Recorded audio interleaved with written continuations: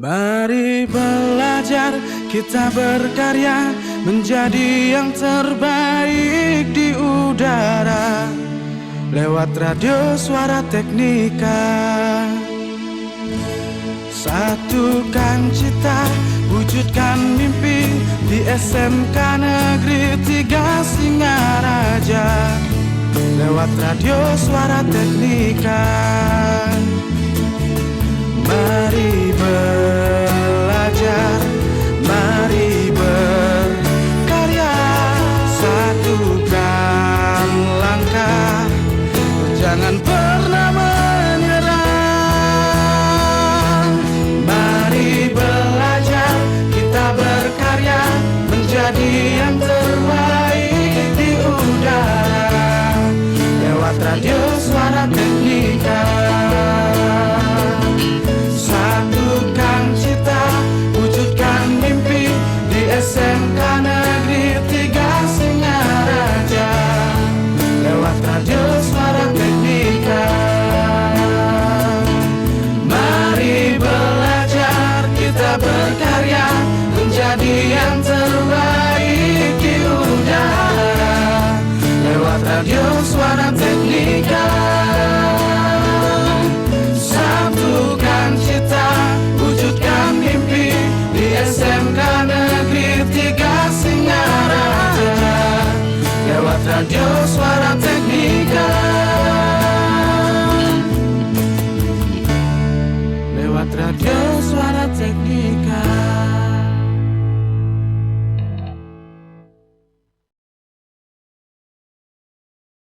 The best mix of music. 107.7 FM.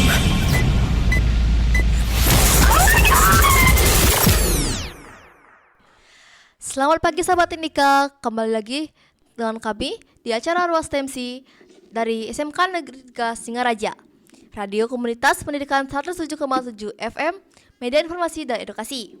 Nah sahabat Teknika, pada hari ini kami kedatangan Bapak Putu Satria untuk membedah novelnya. Saya di sini ditemani dengan teman saya Putri, Dina dan Ina.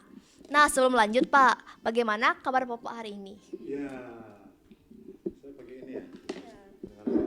Ya, saya sehat selalu, tapi ada sedikit kadang-kadang saya mengerjakan sesuatu, agak perlu lah agak belakang begadang karena sistem ada kegiatan untuk menulis dan sebagainya. Tapi secara keseluruhan saya sehat. Adik-adik di rumah, adik-adik juga pasti sehat kan? Oke, semoga sehat dan tetap semangat berkarya. Begitu ya? Oke, ulang ini.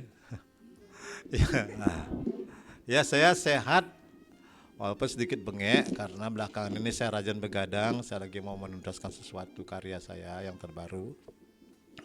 Tetapi saya tetap secara keseluruhan tetap sehat, semangat. Ya, hanya flu-flu sedikit nih. Mudah-mudahan adik-adik di rumah atau dimanapun ini yang mendengarkan radio Teknika Kebanggaan SMKN 3 Singaraja juga dalam keadaan sehat ya. Kalau sakit cepat minum obat atau olahraga, istirahat, dan kami doakan semoga tetap sehat dan kuat. Oke?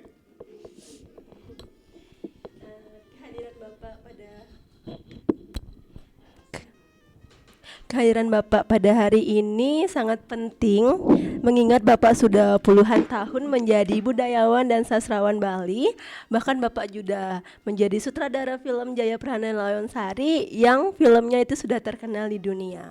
Nah, saya langsung aja ingin bertanya kepada Bapak, mana dulu yang Bapak garap? Apakah Bapak menggarap novelnya yang terlebih dahulu atau naskah filmnya? Tadi dibilang semoga terkenal di dunia, astengkare ya, mudah-mudahan ya. Minimal ceritanya ini terkenal di dunia. Kenapa? Ini kan yang kita sebagai warga Belalang pertama harus bangga dulu kalau nanti kalian keluar dari Melancong ke Denpasar ke Jakarta. Di Belalang itu apa sih ada? Jangan hanya mengatakan di Belalang itu ada air terjun, git-git, ada sampai gerumbungan. Nah, di sana ada kisah yang sangat menarik. Judulnya Jaya Prana Lawensari. Bukan sekedar kisah tapi juga ada situs-situsnya, yaitu di desa Kaliangat, kemudian di Teluk Terima. Jadi ada situs-situsnya. Itu mungkin setara seperti kisah Romeo Juliet, Kais dan Lela, jadi itu menarik sekali sebenarnya untuk dikunjungi. Bagaimana situs-situs terkait itu menarik untuk dikunjungi, bahwa itu di sanalah terjadi kisah Jayaprana, lalu puncaknya terjadi di Teluk Trimo seperti itu. Jadi kisahnya sudah mendunia. Salah satu kenapa saya kadang-kadang demikian, karena ada orang Belanda namanya Japlas pernah membuat karya dramanya, naskah dramanya. Jadi sudah cukup terkenal. Cuman masalahnya kan namanya terkenal itu bisa lagi datang lagi info baru, maka tertutuplah. Jadi kita sebagai masyarakat Buleleng atau warga Buleleng punya kewajiban untuk memperkenalkan kisah ini, karena ini juga bisa menjadi daya tarik untuk mendatangkan wisatawan ke Buleleng. Saya sebenarnya mulainya dari apa? Dari tahu kisah itu dulu, dari mulut ke mulut, karena ada drama gongnya, ada arjenya, kemudian saya baca guguritannya. Lalu kemudian ketika saya ada kesempatan disuruh membuat dramanya, saya menggarap jadi naskah drama tahun 91. Adik mungkin belum lahir ya waktu itu ya. Nah itu pertama, jadi berapa tahun itu sampai tahun 2025 nih. Itu saya lagi buat itu naskah itu, saya pendaskan di Denpasar, kemudian dipendaskan di Tabanan. Lalu setelah itu saya mulai pendas di Pesta Kesenian Bali kan bersama 2 grup nih. Pertama grupnya di Denpasar, grup yang saya ajak pentas itu grup namanya grup Sanggar Posti, teman-teman Denpasar. Lalu di Singaraja di Banyuning Sanggar Kamu Seni Banyuning. Saya pendas sampai ke Jakarta waktu itu. Yang memfasilitasi pementasan saya ke Jakarta itu adalah kebetulan ini Bapak Wayan Koster, waktu itu belum jadi gubernur, belum juga anggota DPR, beliau aktif di kepemudaan Hindu, lalu peduli pada Bali, peduli pada kesenian Bali, maka saya diundang sana untuk pentas di Gedung Kesenian Jakarta 2 hari berturut-turut. Kamu bayangkan Gedung Dewan Kesenian Jakarta itu, Gedung Kesenian Jakarta itu gedung yang sangat mewah, paling mewah kayak di Indonesia. Kalau kita nonton nggak bisa pakai sandal, harus pakai sepatu. Itu lain sana. Itu dari sana terus saya bergulir, kemudian akhirnya saya ada kesempatan membuat filmnya pada waktu tahun 2023 kalau salah tuh. Kemudian saya buat skenario-nya, lalu kemudian saya garap buat filmnya bersama teman saya Putu Kusuma Wijaya, dia sutradara tamatan Belanda. Lalu film itu diputar di beberapa gedung bioskop swasta, yaitu misalnya di Sinema 21, kemudian ada di mana-mana itu loh. Nah kayaknya lumayan penontonnya karena 14 hari bertahan itu. Nah setelah saya membuat film baru, karena film itu kan terbatas cuma 2 jam. Ada hal yang tidak bisa kita, ada yang belum kita sampaikan, tidak bisa masuk dalam film, maka saya kemudian membuat novelnya. Inilah novel pertama yang mengusung kisah cinta dari Bali Utara, itu Jayaprana Loyonsari. Sebelumnya belum ada novelnya, terus terang. Jadi saya termasuk perintis pembuatan novel ini. Karena apa enggak tahu saya juga. Karena kadang-kadang kan agak tengat ini sebenarnya ceritanya.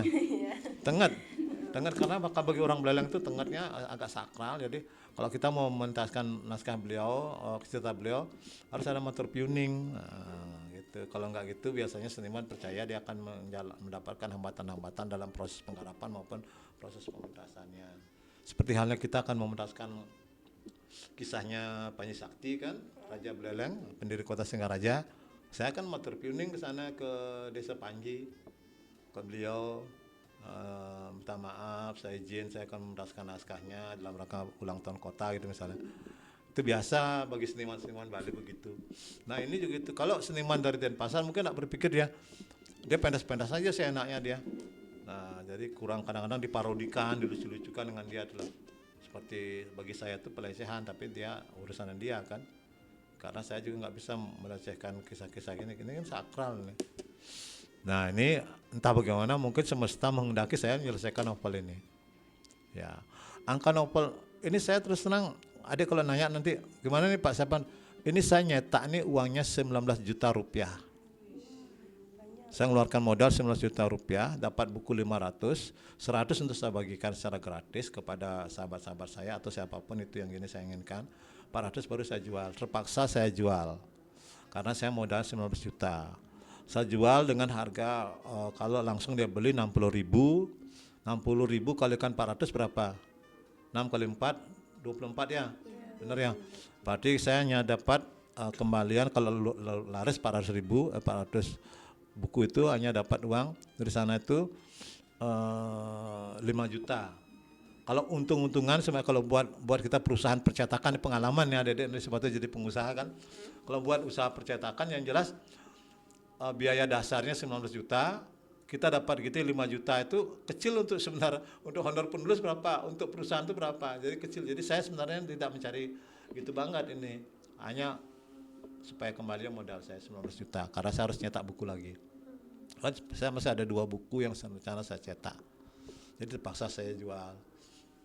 Enggak usah malu-malu karena saya menjual halal kan, istilahnya kan hasil kerja saya. Oh, Bu Ari ini teman saya tapi saya jual juga. Nanti kalau dia beli buat buku saya yang beli bukunya.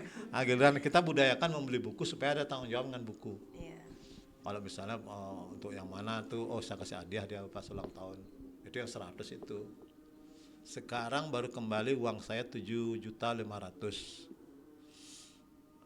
Kurang aja 19 juta, kurang 7 juta, berarti saya masih 10 juta uang saya diam di buku itu loh. Itu perjuangan saya bukan hanya sekedar perjuangan bagaimana menulis, tapi juga bagaimana mencetaknya. Kalau kita mengirim ke orang lain, ke percetakan orang lain, belum tentu dia mau nyetak, karena saya kan termasuk, walaupun udah lama seperti dikatakan tadi, saya termasuk orang baru. Artinya buku saya belum banyak. Dan juga kalau kita menyerahkan kepada percetakan, kita lihat pasar buku bagaimana sih. Saya menjual buku gara-gara saya aktif. Coba saya taruh sekarang buku saya ada di Gramedia.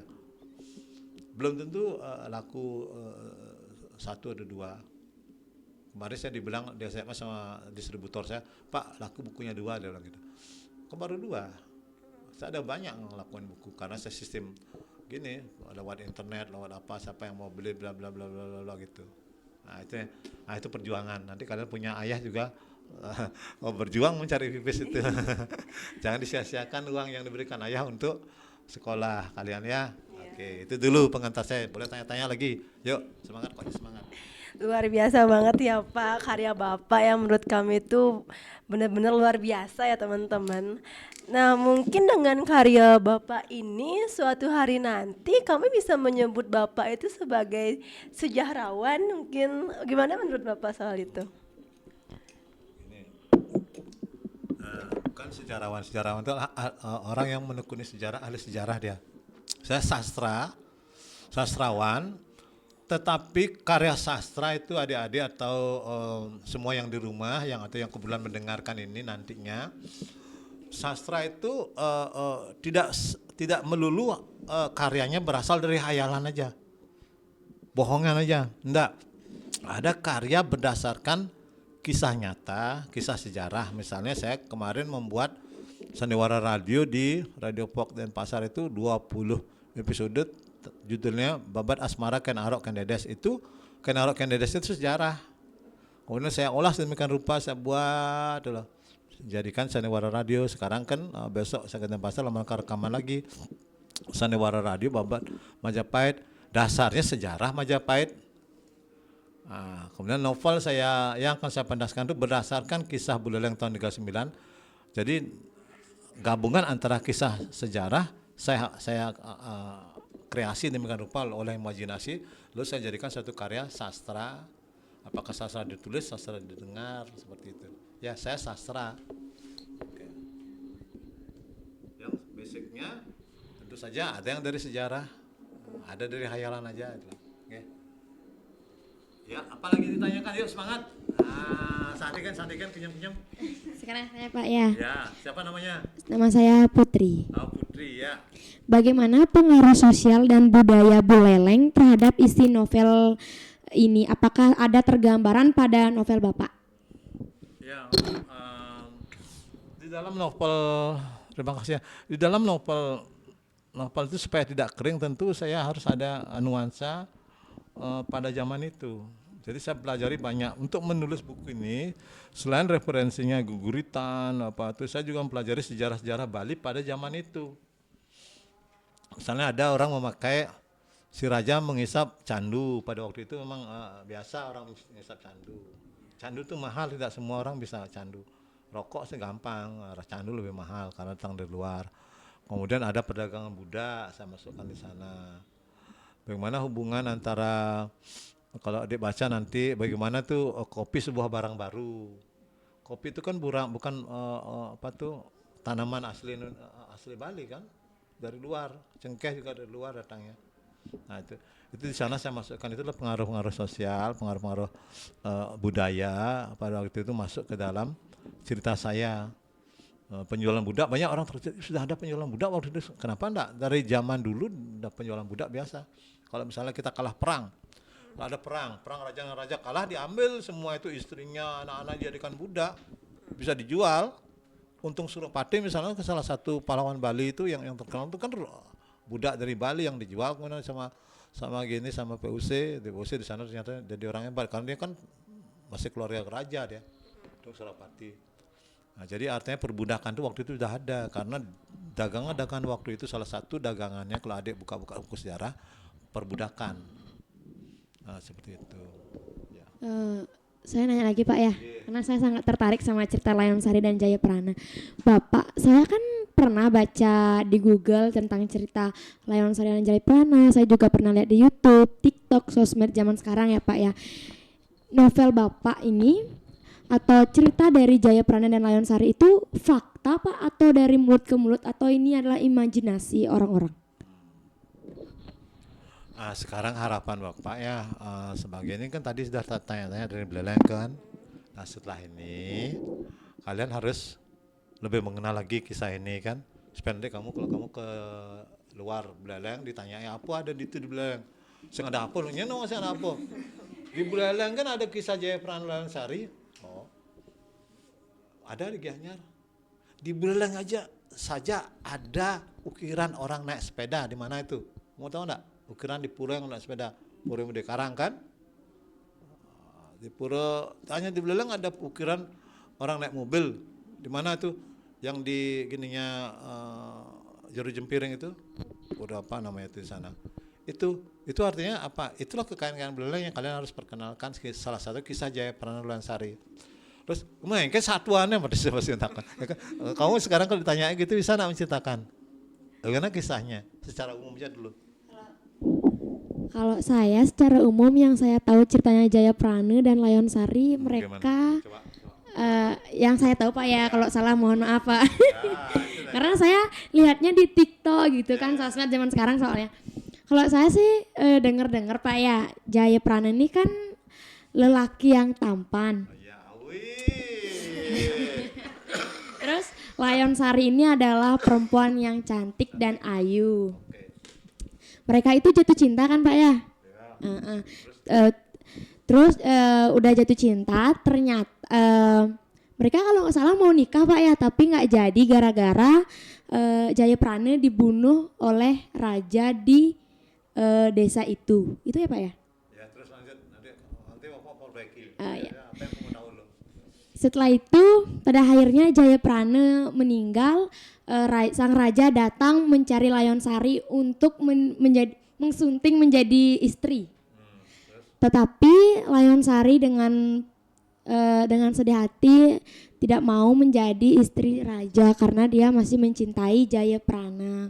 Pada akhirnya Layonsari pun bunuh diri. Setelah itu sampai sekarang saya dengar makamnya Layonsari dan Jayaprana itu bersampingan. Benar Pak? Saya kurang tahu tempatnya. Pernah saya dengar tempatnya, tapi saya kurang tahu. Ya. Itu saja. Itu aja. Ya. Itu boleh. Ada yang lagi mau gini menanggapi cerita itu? Ada yang menanggapi cerita itu? Nah, yang benar yang mana? Coba. Baik, di YouTube saya sempat mau membuat karya seperti itu. Ya. Saya dari cerita yang saya dapat itu di Desa Kalianget ada sebuah raja. Nanti Sebuah raja atau? ada seorang raja. Lalu dia mengajak Jayaprana karena kedua orang Jayaprana itu sudah meninggal. Kedua orang Itu tiada. tuanya. Nggih. Ya. Terus karena dia sudah dewasa, jadinya Raja Kalianget menyuruh Jayaprana untuk mencari istri, dan pada akhirnya awal itu dia menolak dan dia tuh berpikir dulu sebelum mengambil keputusan. Terus karena dia sudah mendapat keputusan, dia akhirnya mau mencari istri. Dan dia mengambil langkah pertama itu dia ke pasar dulu. Terus di sana dia menyamar sebagai pembeli yang nyatanya itu dia sedang mencari istri gitu. Nah, di sela-sela dia mencari seorang gadis, dia menemukan satu gadis yang sangat cantik dan anggun, yaitu Lion Sari. Terus pertama kali dia melihat Lion Sari itu sudah ada rasa-rasa yang dia itu ingin tahu dari keluarga dia. Ada rasa-rasa, Iya. Terus ada bibit-bibit. ya bibir rasa. Dan pada akhirnya si Jayaprana itu menyuruhkan untuk ajudannya mencari tahu siapa gadis itu. Dan pada akhirnya rumah dan orang tua Lion Sari pun ditemukan oleh ajudannya di rumahnya. Banyak sekar, Iya. sekarang masih ada sekarang. Terus Ya abis itu setelah itu si Jayaprana menyusul ke rumah Lion Sari dan minta izin kepada ayahnya untuk meminang istri. nah, Ya. jangan malu-malu terus. Lalu Jayaprana mengajak Lion Sari ke kerajaan Kalianget dan bertemu langsung dengan Raja Kalianget. Di sana Raja Kalianget awalnya sangat terpukau melihat kecantikan Lion Sari dan pada akhirnya dia mulai mempunyai ide-ide jahat untuk membunuh Jayaprana Kenapa dibunuh? karena dia ingin bernikah dengan Lion Sari. Setelah itu akhirnya pernikahan Lion Sari dan Jayaprana pun terjadi. Dan si raja ini pun merasa sangat kesal dengan Jayaprana karena mendapatkan istri yang sangat cantik. Dengan pikirannya yang sangat busuk, dia menyuruh ajudannya itu untuk mencari Jayaprana dan menyuruh Jayaprana untuk ke hutan untuk menjalankan tugas dari raja. Tanpa dia sadari, dia sedang dijebak oleh pamannya itu dan di tengah perjalanan dia ditusuk. Bunuh. Ya, Lion Sari yang di rumah pun merasa sangat gelisah karena melihat keris yang dititipkan oleh Jayaprana itu terjatuh. Di sana dia sudah mulai merasa cemas karena itu pertanda yang awal-awal terjadi saat pembunuhan itu. Setelah itu ada ajudannya Jayaprana yang nyamperin ke rumah lalu menyampaikan bahwa Jayaprana sudah meninggal. Di sana Lion Sari sangat sedih dan mengalami depresi. Di sela-sela kesedihannya, si Raja Kalianget pun mengambil kesempatan yang dimana dia ingin mengajak Lion Sari menikah.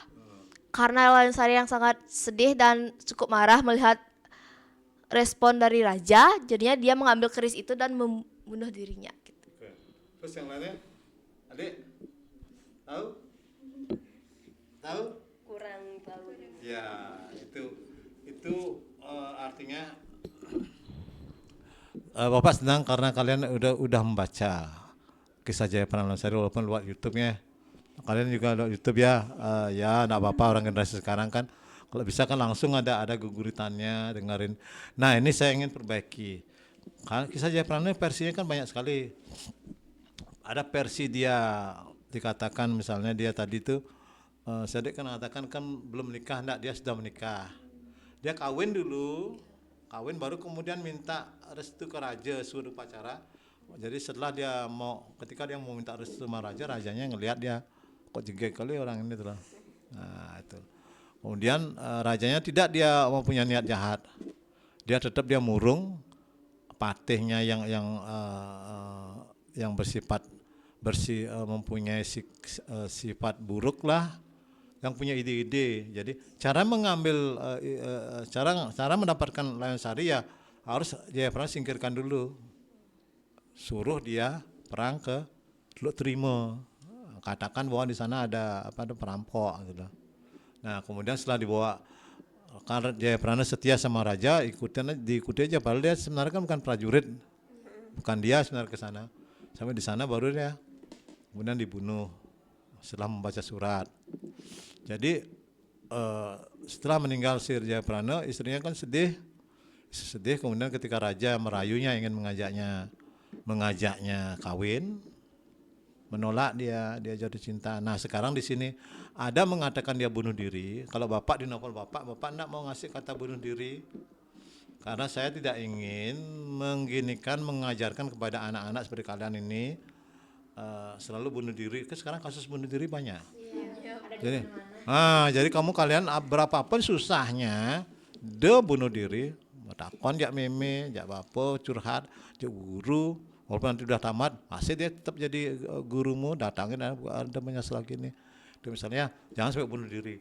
Karena itu jadi sastrawan punya tanggung jawab bagaimana caranya membuat sesuatu itu tidak menularkan sesuatu yang jahat kepada orang-orang. Kalau kita buat bunuh diri, saya enggak buat naskah. Tapi dia mati memang. Siapa yang membunuh dia? Apakah bunuh diri apa dibunuh sama orang? Kita enggak tahu. Itu di dalam kisah buku saya. Jadi kisah itu ada penafsiran lagi.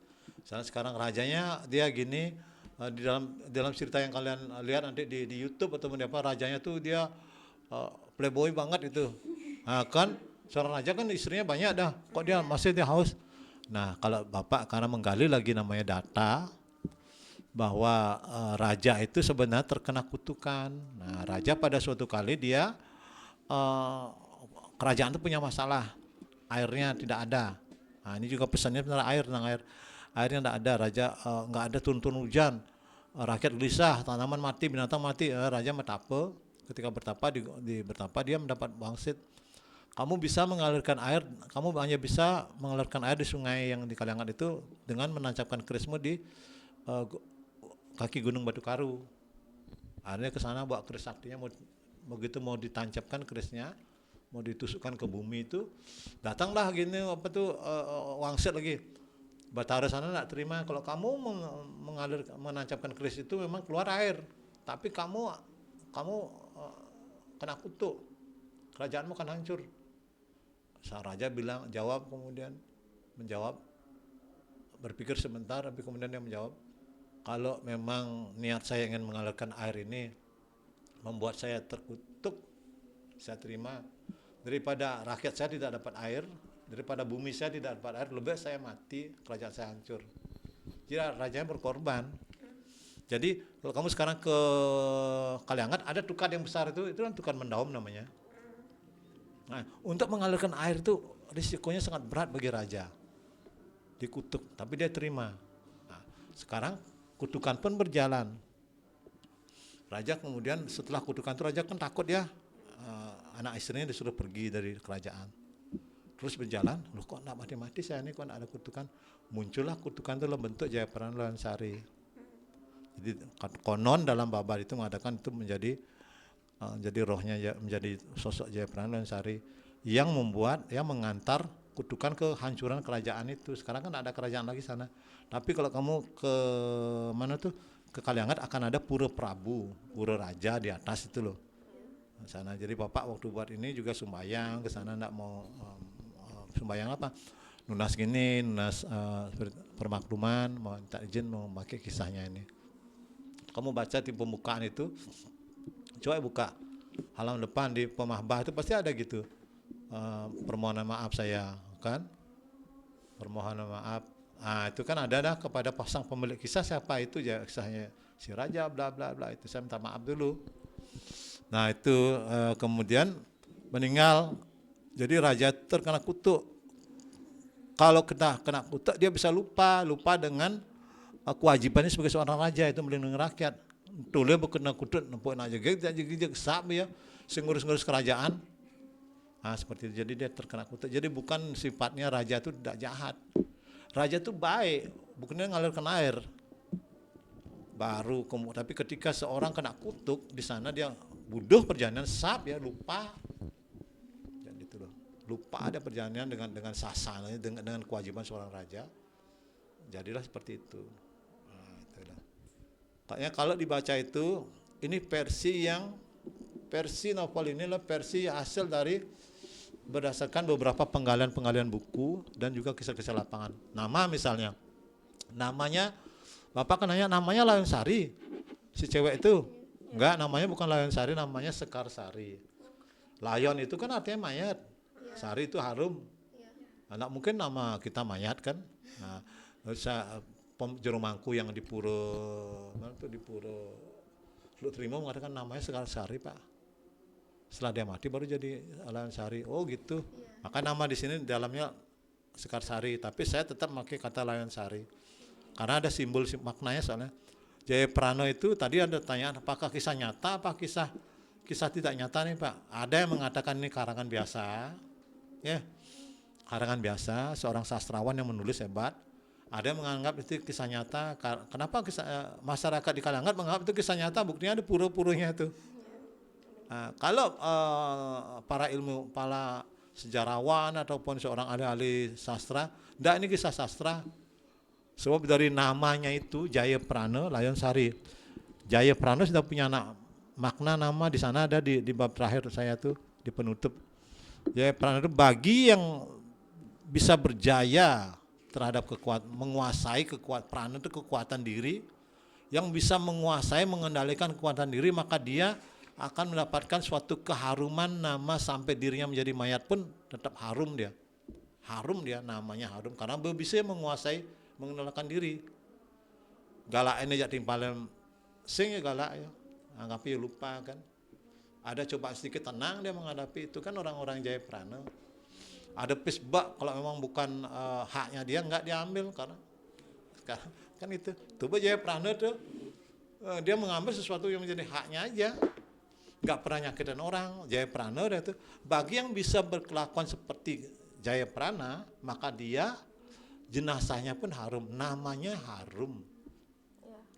Kalau orang yang tidak bisa berperilaku seperti Jayaprana, maka dia akan tidak pernah harum namanya. Tidak, raja kan dia begitu sap ya.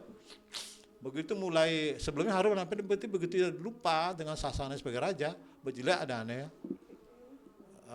Sing bisa bakat-bakat Layon Sari. Akhirnya mati, raja mati, mayatnya tidak harum. Tak bisa membeluk Jayaprana, Layon Sari itu. Jadi artinya ngerti adik-adik, artinya simbol nama-nama itu menurut para pengarang, menurut para peneliti sastra. Saya udah tanya-tanya ke beberapa orang yang tahu sastra Bali kan, kengken. Oh itu karangan, ada orang kini, ada karangan, enggak apa-apa. Bagi saya bukan itu. Yang jelas kisah itu hanya ada di Buleleng. Jadi saya buat seperti artinya ukiran orang naik sepeda hanya ada di Pura Medue Karang di Sangsit. Kamu di kesana aja lihat, ya pernah? Belum. Mau lihat, perhatikan, klik di Google Pura Medue Karang, ukiran naik sepeda. Bangga kan di mana ada orang puranya naik sepeda di Badung. Itu belalang kreatif belalang. Belalang dulu kan waktu di sini dulu ibu kotanya kan orang-orang kreatif kita di sini. Kemudian tahun berapa baru pindah ke Denpasar, ibu kotanya. Ya itu. Nggih. Bagus kamu udah baca, aku mau nanti adik baca lagi ya. Adik baca, jangan gini kan. Pangnawang sih. Nah, setelah itu baca dah salah satu bukunya Panji Tisna. Tahu Panji Tisna? Nah, Panji Tisna pengarang sastra modern dari Buleleng. Anak Agung Panji Tisna. Baca dah Sukrana Gedes Bali. Dibuangin lah pegangan. Saya kan orang dari menekuni bangunan, gambar bangunan sana. Enggak. Itu profesimu nanti yang mungkin akan kamu pakai untuk mendatangkan uang. Tapi kamu sebagai tanggung jawab manusia kan setiap orang punya tanggung jawab budaya. DJ yang ngoyong, mau bisa ngigel uang, mau bisa ngigel kamu nih, mau bisa ngigel, bisa nabuh, bisa menggending. Nawang sih masih bede-bede karya sastranya itu bangga dah, tahu dah di mana nih. Nah, itulah. Tuh ya. Tuh. Yuk, ada tanya lagi, adik? Iya. Kan novel ini kan sangat khas Bali Pak ya. Terus abis itu saya kurang paham dengan simbol-simbol. Nah pertanyaan saya, adakah simbol-simbol dalam novel ini? Jika ada, tolong dijelaskan. Simbol-simbolnya gimana ya? Ini kan tadi ini khas Bali. Tadi dah jadi kan begini. Novel ini ketika saya membuat novel, kalau kamu buka di dalamnya ada bahasa Balinya.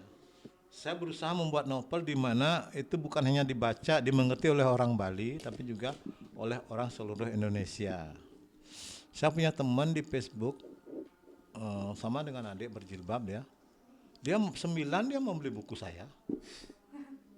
Pertama 7 dia beli, pertama 2 dia beli, habis itu beli, kirimnya lagi 7 dah beli. Berarti dia ada perhatian terhadap kekayaan Nusantara. Kalau misalnya nanti ada orang menulis kisah novel, kisah tentang orang Papua berdasarkan kisah rakyat, pasti saya beli karena saya kan ingin tahu juga. Jadi si teman saya itu, si Lili namanya, cewek itu, waktu dulu juga novel buku saya dulu, Cinta Tidak Kenal Takut, dia juga beli sampai 8 berapa 10 dia beli. Oh, dia pakai, udah apa dia? Pasti satu untuk dia, yang sisanya pakai kado-kado ini loh, saya orang Bali lah. Jadi dia baik sekali. Karena apa? Karena saya menulisnya saya berpikir seorang penulis tidak hanya untuk orang Buleleng, tapi bagaimana orang Bali, orang Indonesia ini tahu. Jadi begitu saya menggunakan bahasa daerah, ungkapan-ungkapan daerah, kan nanti ada kamu sana dalam ada bahasa Balinya itu, pasti saya isi bahasa Indonesia sampingnya. Bukan jadikan footnote. Kalau footnote jauh lagi buka dia apa, langsung sampingnya. Tak miringnya lu bahasa Balinya, lu bahasa Indonesia lurus ya lo. Ungkapan dalamnya terhadap misalnya manggil lo gitu kan, nggak ngerti kan, lo itu apa sih, perempuan dulu itu seperti itu. Ada simbol-simbol dari nama itu. Kalau nama itu hanya orang tertentu yang tahu teks sastra Bali yang bisa mengupas tentang nama Jaya Prana Layon Sari. Kalau kita enggak, terima aja namanya Layon Sari Jaya Prana, enggak penting. Yang penting kan moral cerita itu gimana? Apa moral cerita di sini? Adik tahu? Nah, coba. Moralnya gimana? Terus kamu tadi udah tahu sinopsisnya. Oh, dia udah tahu. Coba lu. Nah, Kalau saya moral dari pesannya apa? Pesannya sesuatu yang bukan milik kita jangan pernah mengambil, seperti kayak mencuri. Tapi ini kan bukan tentang mencuri Pak ya. Seperti Bapak yang tadi katakan, kalau tahu itu bukan punya kita, buat apa kita mengambil gitu loh Pak. Kayak contohnya si Raja ingin menikahi Layon Sari itu Pak. Iya, itu aja. Ya. Ada lagi pesan-pesannya. Kesetiaan, ya kan? Dia setia, si Jaya Prana ini setia kepada perintah raja kan? Artinya dia setia pada aturan-aturan kenegaraan. Raja itu kan simbol, pada waktu itu simbol dari pemimpin suatu negara. Ketika sebelum dia dibunuh, dia kan disuruh baca surat. Dalam surat itu dikatakan, Jaya Prana, kamu itu sudah melakukan tindakan yang melebihi aturan. Istrimu lebih cantik dari istriku. Jadi karena kamu mempunyai sifat melakukan seperti itu, maka kamu harus dihukum mati. Istrimu akan kuambil. Nah, secara logika hari ini kan enggak bisa dong. Tapi zaman kerajaan dulu memang begitu. Kamu misalnya kamu jadi rakyat biasa, sekarang raja begitu. Rajanya bajunya jelek, kamu pakai baju bagus, kamu bisa ditangkap. Memang gitu dulu. Ya, bisa tangkap. Ada tuh bukti-buktinya.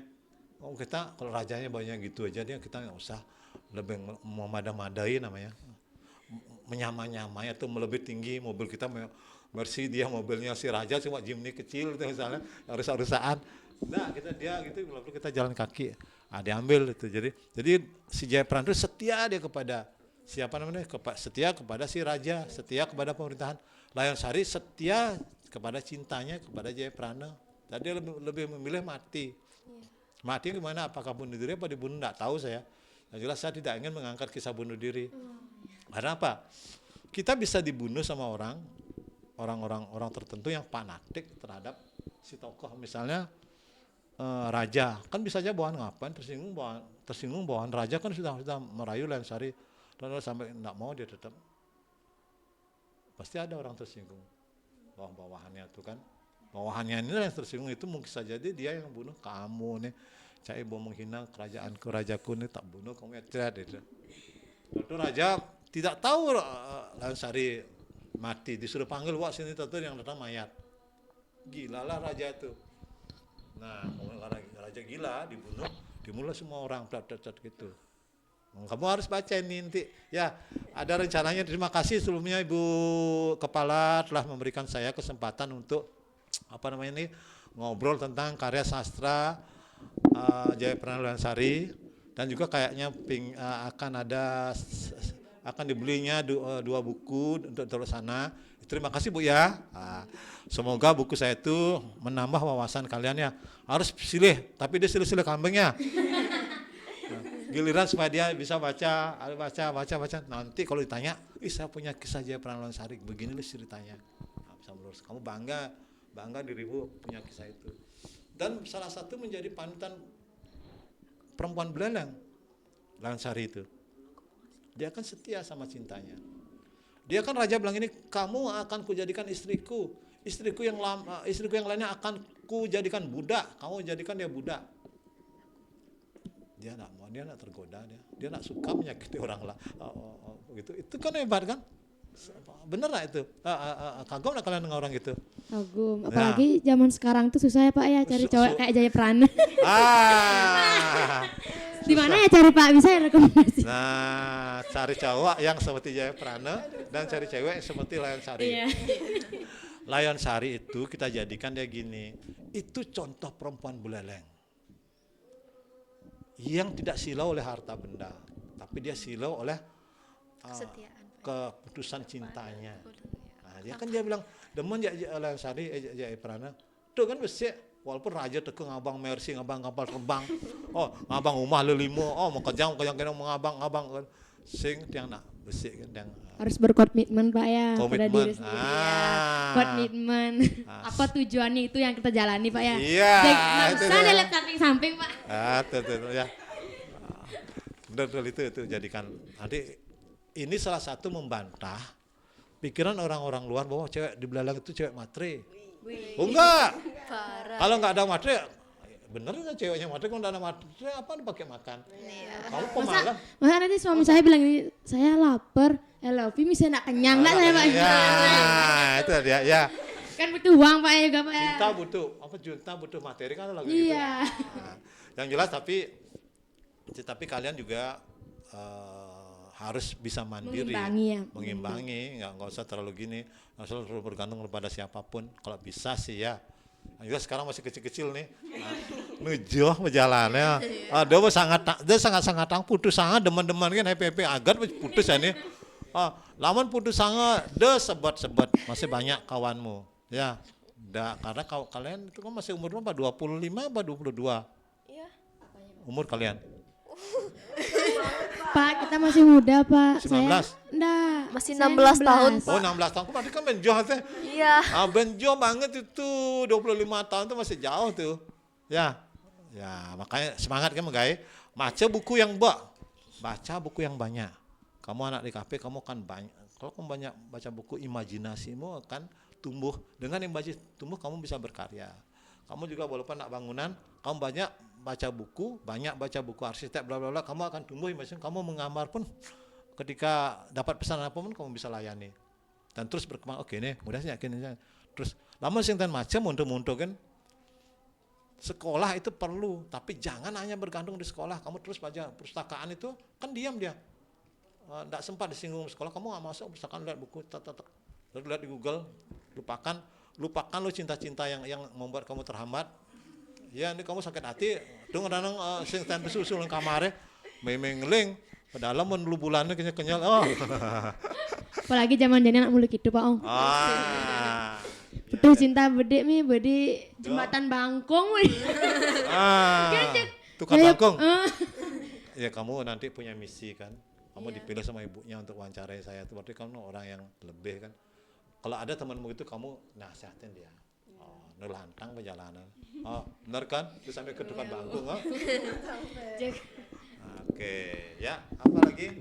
Nah, menurut Bapak nih ya, bagaimana relevansi novel ini di kehidupan saat ini? Ya. Nah, ini relevansinya itu kan seperti saya katakan tadi bahwa pesan dari kisah cinta Jayaprana Loyansari, satu, adanya rasa cinta. Si Jayaprana mengajarkan dia patuh dia kepada aturan-aturan, patuh kepada raja, kepada pemerintah. Kan itu juga pesan dari agama kita kan, patuh dengan guru apa nih, sekian guru kan, guru Rupaka, guru Sese, guru Swadhyaya, guru. Nah, patuh dia jalan ke patuh. Jadi kita sekarang ini butuh orang seperti itu. Bodi pemerintah kayak gini orang ngedasin sampah mau boyo. Iya. Kan gitu sekarang kan gerakan bersihkan sampah supaya sampah itu salah satu masalah kita kan yang bisa kita tangani tanpa perlu bergantung dengan pemerintah kan sampah. Ada sampah. Masa nunggu pemerintah, kita bisa bergantung dari rumah. Saya sekarang di rumah udah bikin tebu modern. Tahu tebu modern? Tahu, Pak. Yang tempat sampah-sampah organik itu kan. Terus saya buat lebih ringan jadinya. Hanya masih beban kan saya pas sama plastiknya masih. Nah, kuangin boy, sampah asal boy. Jadi dia mau boyo karena dia tidak pernah mau boyo dia dengan pemerintah dia. Yang kedua, dan Sari setia kepada cinta, setia kepada ajaran agama. Yang perlu fanatik saja, tapi kan setia ya ajaran agama salah satunya apa? Jangan berbuat neko-neko, ngelakukan monto kan bukannya. Walaupun di depan tuh hadangan banyak, tantangan banyak, artinya godaan banyak, ya itu ya jalani. Jadi setia. Jadi temanya lah sangat cocok dengan sekarang ini. Kita di saat penuh godaan bisa berpaling mana gara-gara nepuan liunan lah mobil ya, liunan lah bisa berpaling. Nu cenik bu berpikiran tega-tega. Ini 16 tahun. Oh, itu salah nanti. Ya, itu pesannya. Ya. Udah habis waktunya nih? Udah berapa? Mungkin kalau teman-teman udah nggak ada pertanyaan ya, bisa kita akhiri mungkin. Terima kasih atas kehadiran Bapak yang hari ini benar-benar seru sama kita berbagi cerita tentang Jayaprana Layonsarinya. Dan untuk mungkin sahabat Tenika yang sedang menonton, jangan lupa untuk dibeli buku Bapaknya ini karena menurut kami semua ini sangat seru untuk dibaca. Juga kita sedang merayakan ini ya Hari Bung Karno. Ya, bulan Bung Karno. Ya, bulan Bung Karno. Saya walaupun enggak masalah kalau kalian enggak beli, tapi saya pesan saya nanti kepada anak-anak SMK 3, tolong baca buku ini di perpustakaan. Nah, panglebihan kan sekolah lain masih siswanya sing macam buku Jayaprana Layonsari. Nah, kamu sudah kan? Itu aja saya minta. Supaya kamu sebagai orang Buleleng itu punya betul ada kebulelengannya apa? Salah satu baca buku itu. Itu kebulelengan saya. Nggak usah beli juga nggak apa-apa juga, tapi artinya kalau penuh perpustakaanmu ya kamu nggak usah beli, kamu pinjamnya perpustakaan tapi kembalikan lagi supaya yang lain bisa baca. Grup baca buku giliran kan seru tuh kan ya. Gitu. Ya. Oke, ya. Baik, dari saya pribadi itu dari cerita Layonsari dan Jayaprana yang sudah Bapak buat di novel itu sangat menarik dan untuk sobat Tenika bisa nanti baca di perpustakaan bersama teman-teman karena ceritanya itu sangat menarik dan luar biasa tanpa kita sadari sih. Baik, akhir kata kami sampaikan. Mohon maaf jika ada kata-kata kami yang kurang berkenan. Sampai jumpa lagi di acara Ruas edisi bulan Juli yang akan datang. Terima kasih. Terima kasih.